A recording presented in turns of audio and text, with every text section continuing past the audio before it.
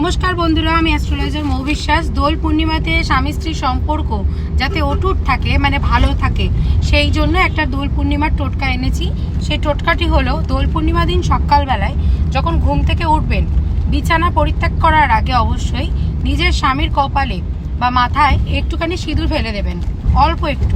আবার সেই সিঁদুরটা নিয়েই নিজের কপালে ধারণ করে নেবেন।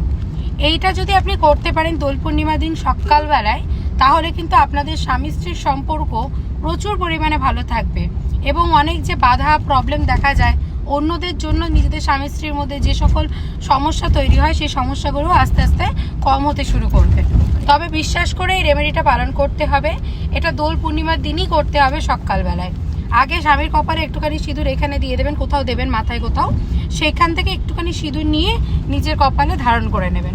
ব্যাস, এই ছোট্ট টিপস আপনাকে ফলো করতে হবে। ভিডিওটা সবার সাথে শেয়ার করো।